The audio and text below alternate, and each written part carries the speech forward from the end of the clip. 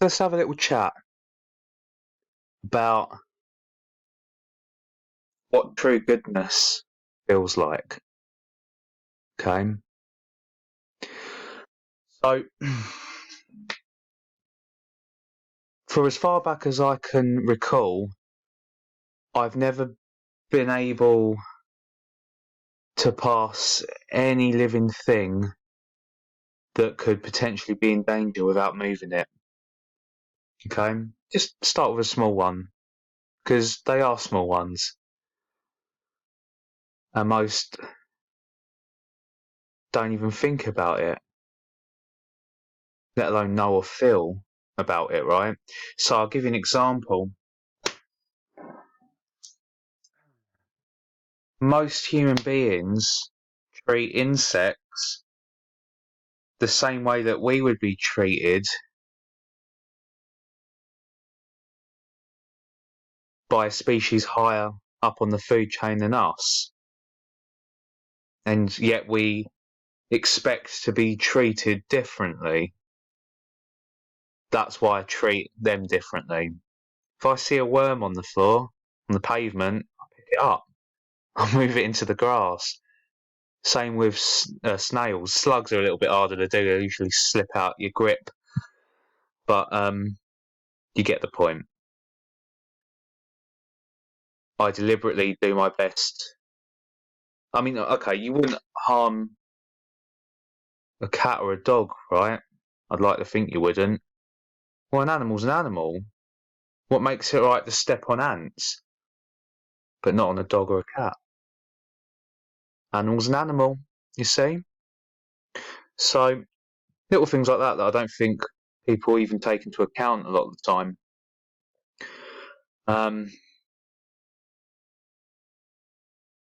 Is another. How many of you put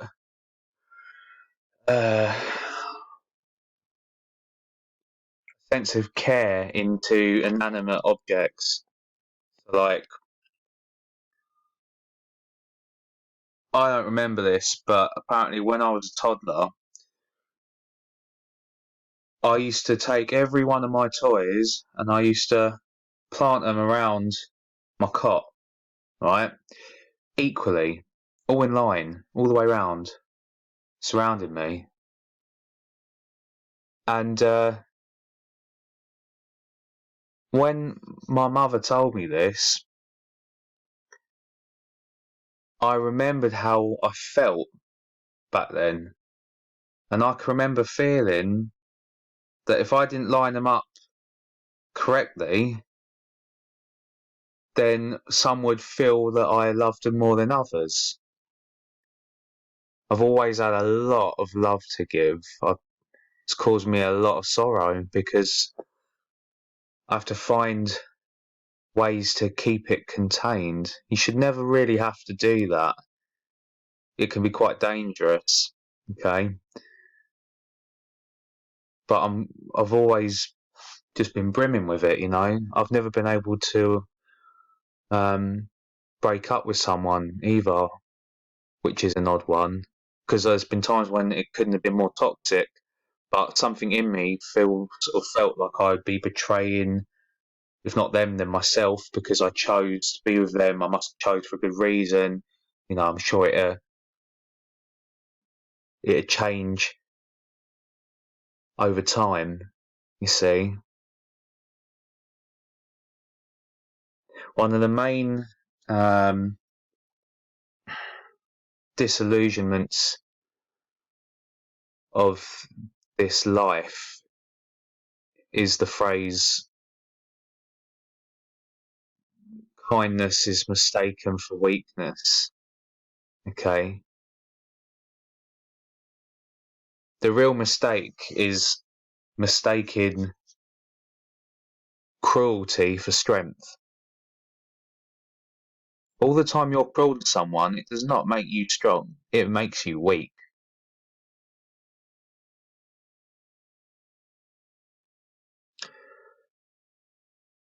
I can remember also doing the exact same thing with food. You know, maybe I'd pick up a chip, go to eat it, look down, see another one, and it's almost like I could mentally, telepathically hear them. Pick me, pick me. See, you're probably taking the piss, and I don't blame you, but the point I'm getting at is how there's certain things in certain people that are going to try to take advantage and for granted the things that are in you and I, your kindness. They're going to mistake it for weakness, and they're going to try to make you like them. Because if you're like them, that makes them feel more strong. Do you see that? Power in numbers, you see? It justifies their cruelty. And the more good you try to be to someone, the more goodness you try to give to someone, the more evil you're going to get back. Not necessarily from the person you're giving it to, but the ones that don't know how to receive it.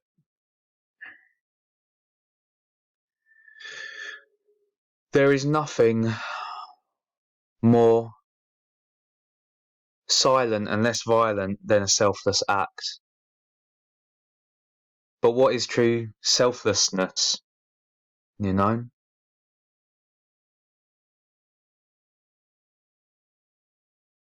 I think I've gone over this before. In fact, I know I have. You do something for someone else makes you feel better, right? So it's not selfless. Even if you didn't do it to make yourself feel better, you did it to make them feel better. By proxy of it making you feel better, it's still indirectly selfish. With me? So, I think the only way to truly commit a selfless act would be an act that will never be addressed, will never be acknowledged. You know? You'll see how it affects the one you've done it for, but they won't see who it is that did it for them. There's a beauty to that. There's a beauty to hand over your ego and know that they will never know. But you do. You know. You're the only one that needs to know. You know, so the Creator knows. The Creator knows, so you know. That's all you need to be truly good, wholly and solely full of goodness.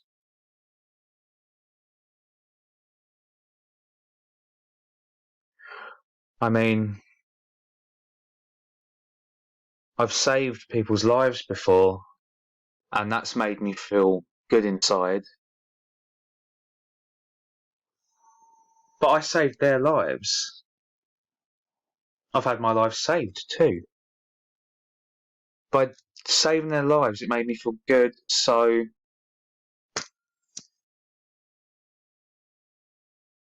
it wasn't completely for them.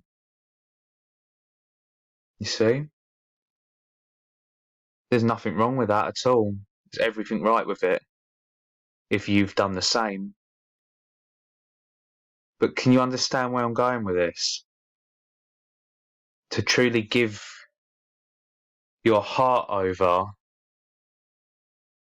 to someone who is still human, therefore still a sinner, therefore still able to attack it, but you give it anyway, don't you? You can't expect to receive someone's heart if you can't give yours. And therein lies true love, you know?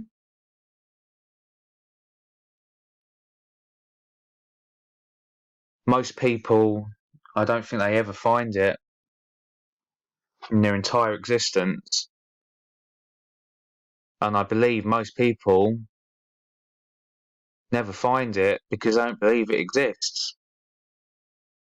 How sad is that? How tragic is that? It's not sad and tragic of them, but it's sad and tragic for them, I'm sure. It is for me. It makes me feel sad, and I can feel tragedy that they don't get to experience that. But I also believe that the reason they don't get to experience that is because a lot of the time they weren't shown it.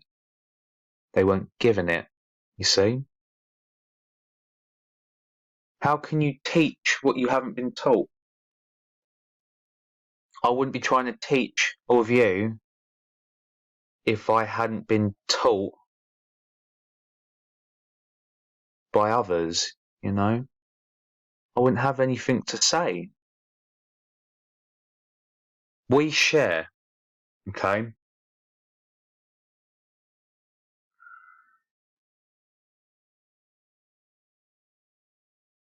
They steal. That's why it's all regurgitated. It speaks for itself. They don't speak for it, it speaks for itself. And we all know what it is now, don't we? By this point, I'd imagine you do. Won't be a moment. Right, I'm back.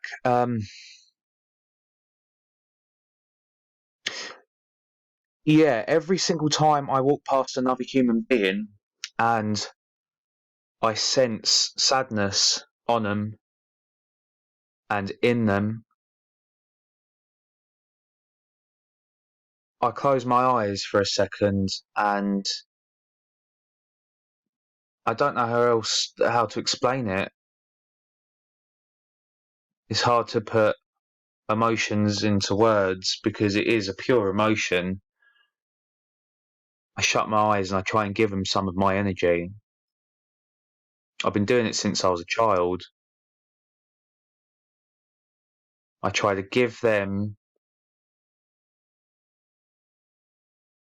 some goodness, even if I don't feel like I have much to give.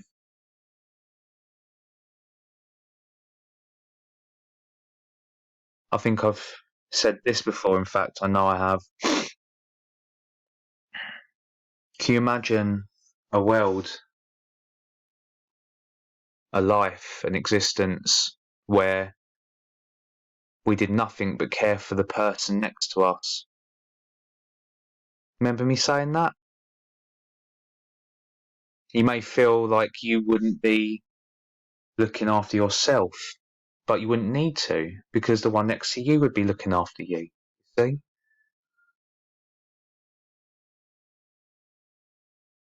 We're so frightened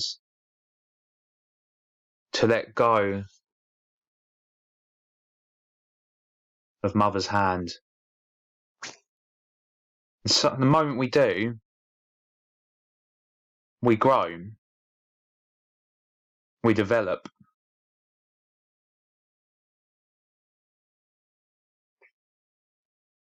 we transcend.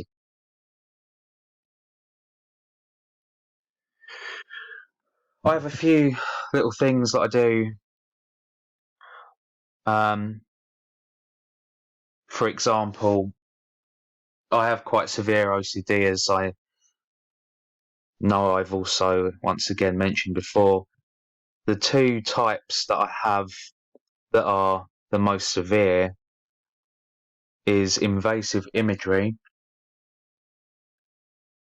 and I suppose they're like ticks. I have to touch things a certain amount of times. Now,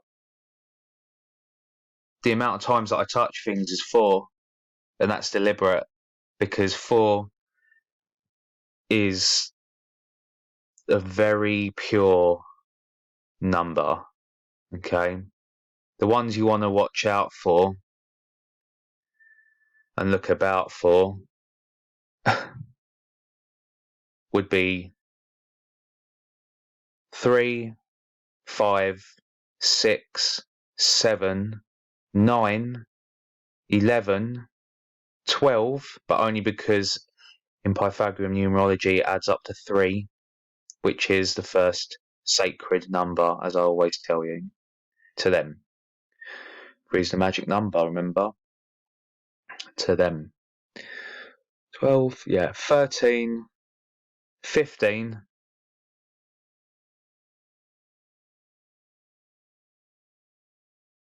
18, and then all the 22, 33, 44, 55, 66, 77, 88, 99. I'm telling you this because if you suffer from OCD, the number version of OCD, not the clean thing that everyone thinks every one of us has got once they hear them 3 letters put together. No, I'm on about the real shit where you can't leave the fucking home unless you do these rituals. And they are rituals, okay? Since I've been making these videos, my OCD levels have just dropped so rapidly. So it may help. It might help to do the same. It certainly does with art. As much art as you can get out will put as much giveness in you as you can hold. Because you're making a circulation of your mind and your heart by putting your soul down on paper or canvas or the materials you use. So that's another tool for your toolbox. There's 2, okay? Yeah, find a number and try to focus on it. Mine's 4. 4 is a number for order, okay? Stability, purity.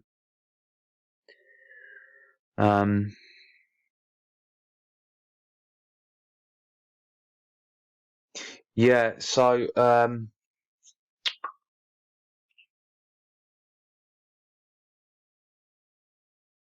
that was it. I can think of a few times in my life where I've felt like someone has truly, purely,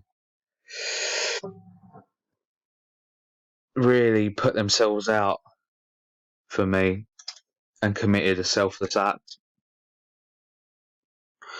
You may have noticed, if you know the bands, American Head Charge on the back of the wall there.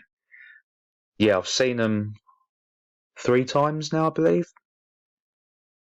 Certainly one of my favourite bands, mainly because they're one of the only bands that I've been into for most of my life and not found out that they're full of shit.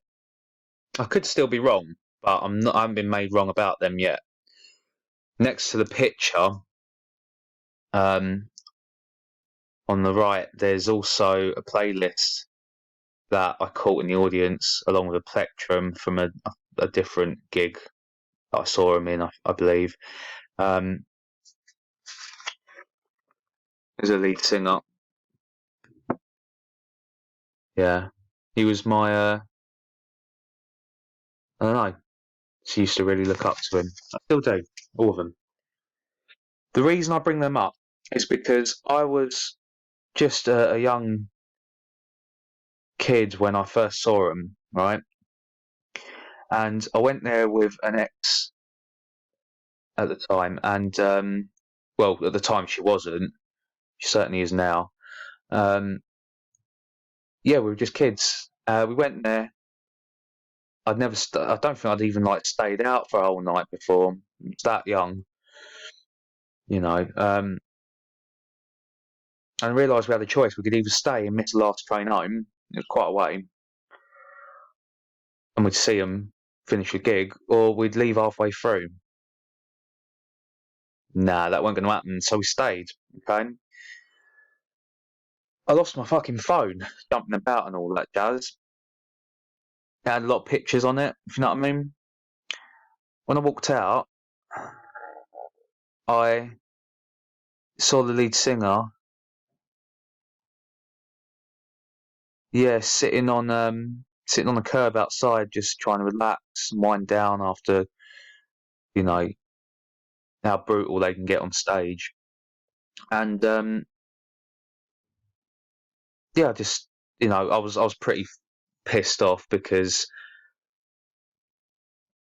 there was, yeah, a lot of material, and I just felt like I'd let her down and myself and all this sort of thing. And I said, how you doing, man? Like, good show and all that, He's like, you looked up at me, he was like, you cool? You seem you're a bit low. You okay? I was like, no, and I explained the situation. I've lost my phone. He got up in a moment's breath,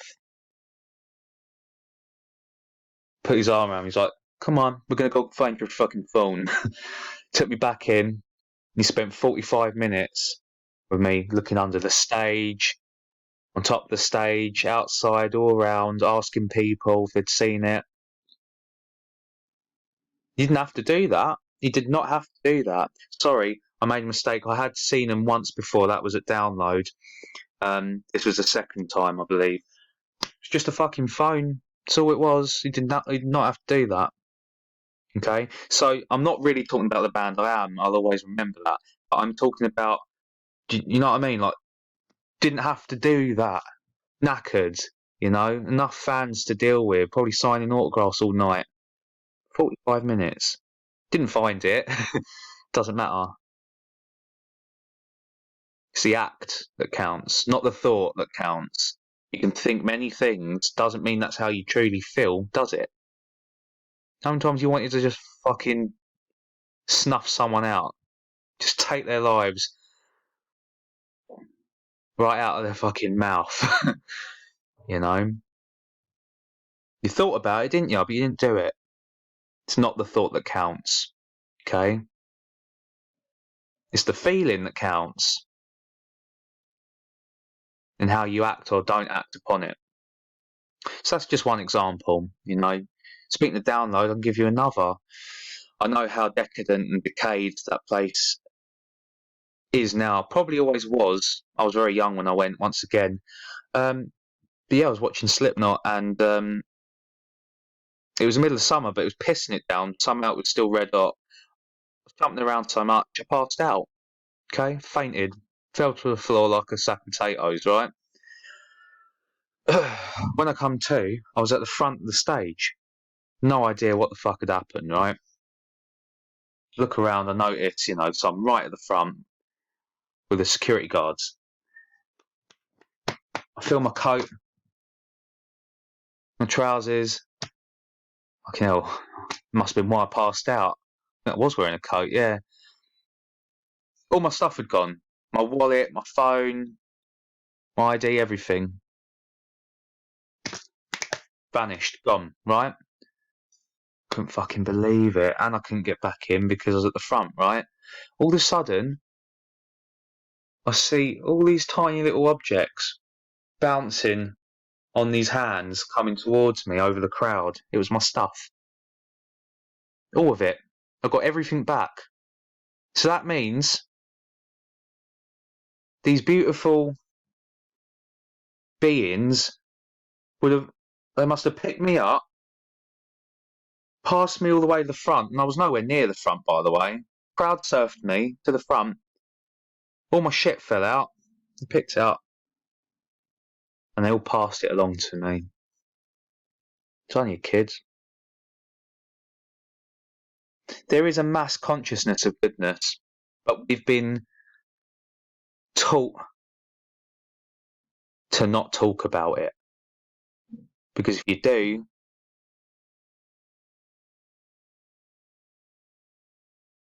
it's mistaken for weakness. Do you understand?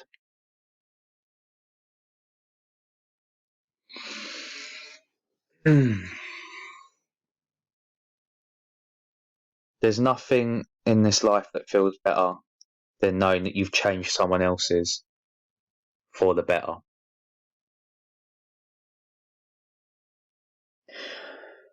I plan to do an antithesis video to this one.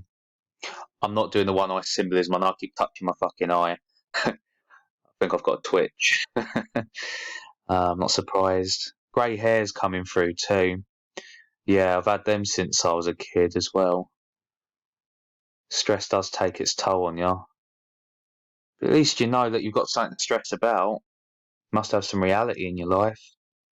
There's not much of it. Yeah, I'll call the next one What True Evil Feels Like.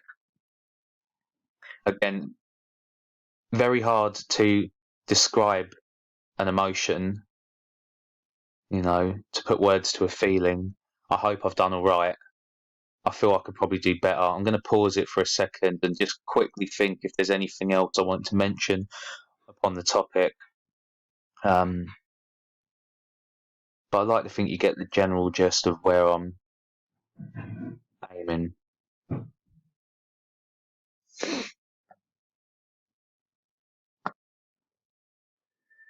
Yeah, so along with the number 4 is the colour green. Just another tool for your toolbox. They're very tranquil, neutral in nature. The number 4 and the colour green, okay? And the shades of it. My favourite colour is teal. Okay? It's calming and it's soothing, right?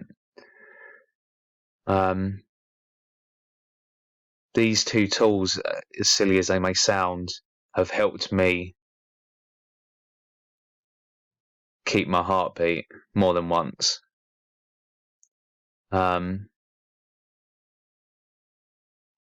Yeah, they're good ways to shield yourself from the bad ways of numerology and gematria, and the way it can be used against you. So yeah, try and use them two for you if you can. If it works, it might not, but I believe it will.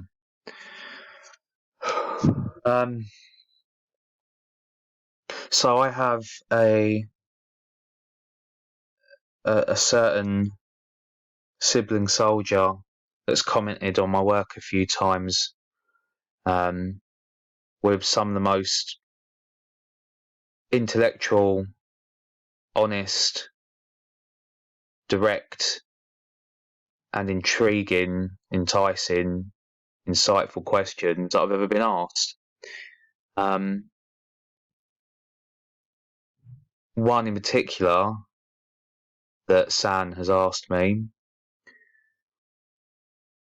is how to tell the difference between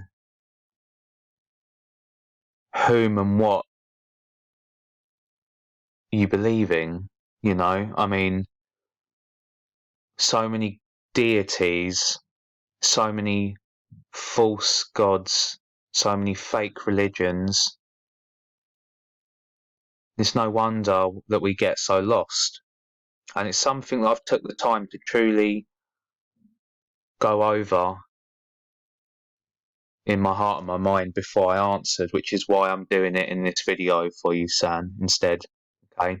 Because it's a question worthy to be answered rightly. Okay? There's no right and wrong to your belief. Only to what you know and feel.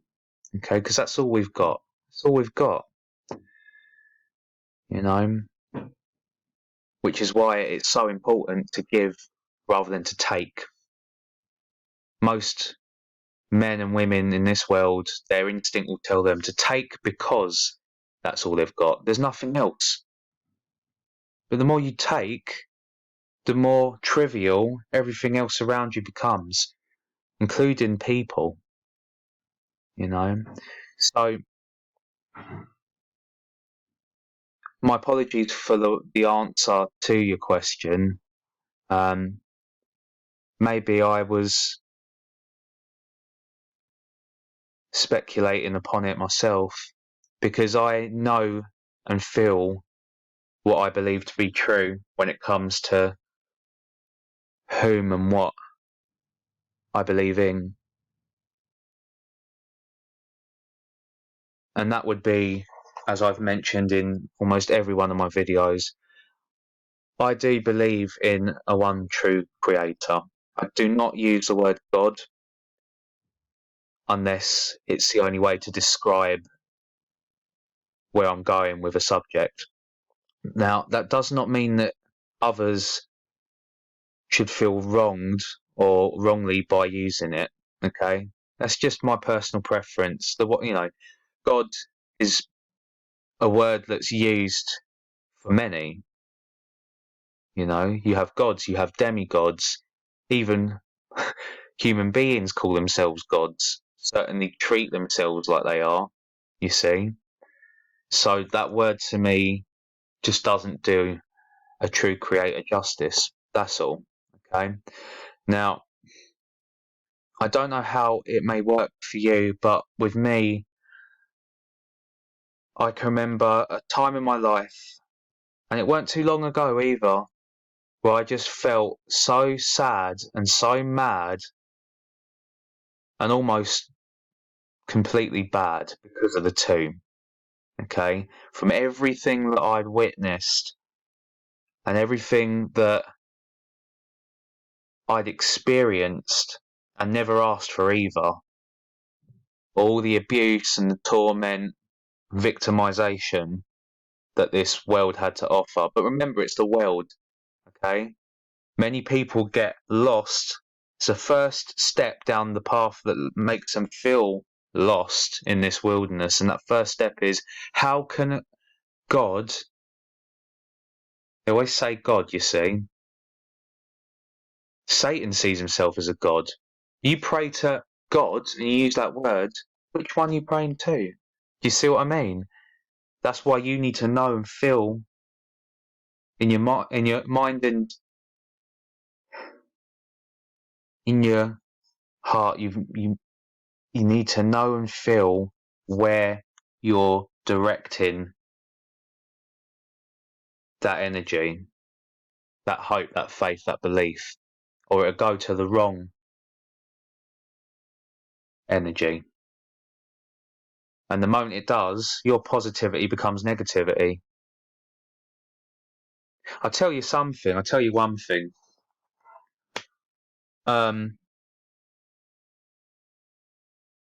You don't have to. I'm not just talking to you, Sam. I'm talking to anyone that watches and listens to this. You don't have to believe me when I say this, but I told you that I will always tell you the truth. I've lied a lot in my life, which is why when I first started making these videos, I I vowed to myself that I wouldn't lie in these videos, even if it discredits me, you know, or takes away my credibility.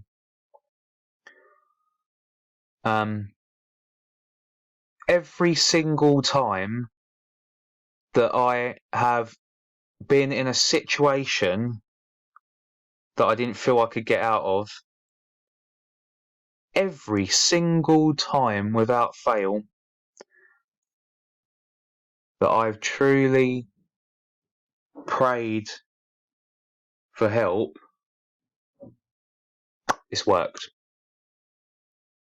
Don't have to believe me, but it's the truth. Now, I don't assign myself to any religion because that's the trick, okay? Religion is a divider. It divides you, same as countries do, okay? That doesn't mean we should all be a one world order, okay? Doesn't work like that. Well, one world religion certainly doesn't work like that, but religion is a divider. We're missing the point as human beings. It's about taking goodness, that goodness, and using it to show others that they can use theirs too. To me, that's the creator. Do you know what I mean? That feeling of, you see, they want the elites, the dead dandelions, they want immortality.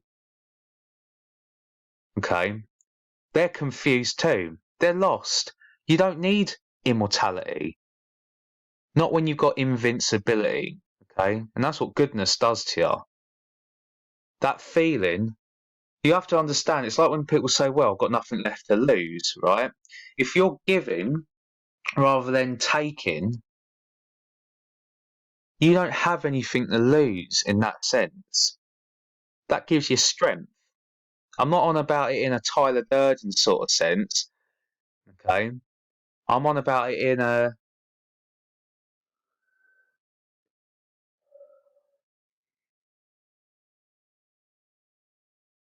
I don't know, I suppose a humane sort of sense. It's like, it makes you a human being. Even if you don't get it back, it's not about that. You still gave it, okay?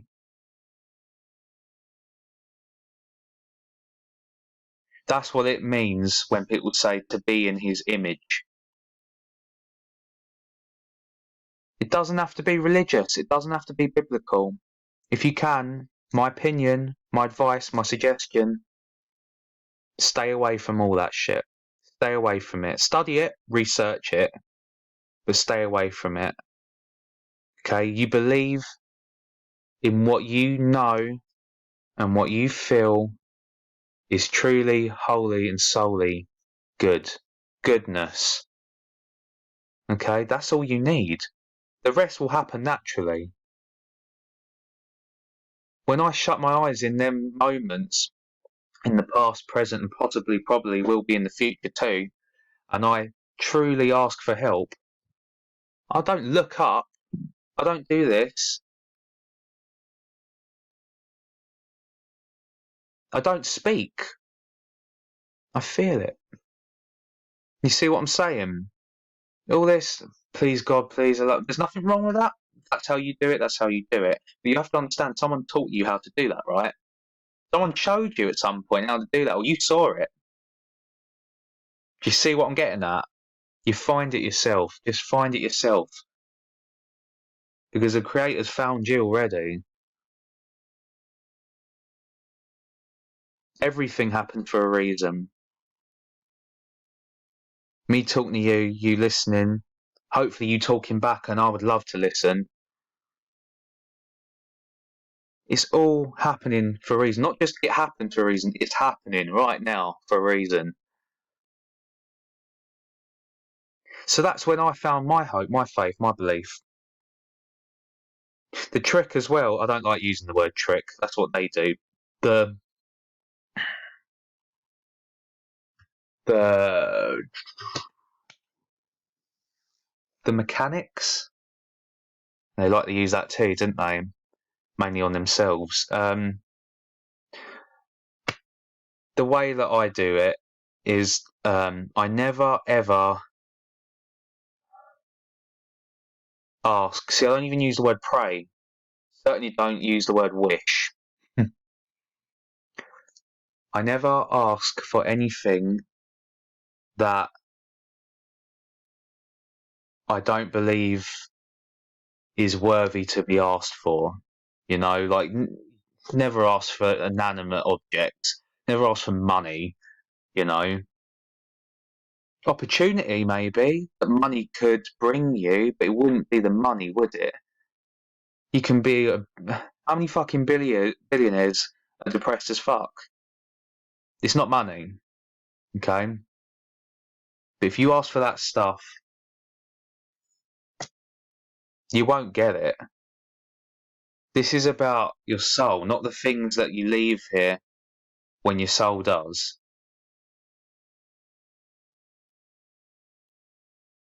I hope that's helped answer your question. I mean, I'm still trying to figure this out for myself. We all are. And you always should be as well, I believe. You know? This is what I mean about immortality and invincibility.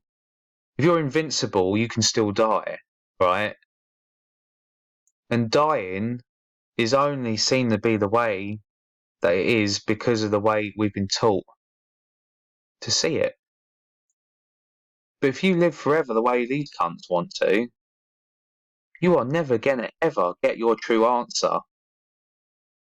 You, me, anyone listening, how will you ever know? How will you know now and you feel it now, right? You know it now and you feel it now. But don't you want to have the truth?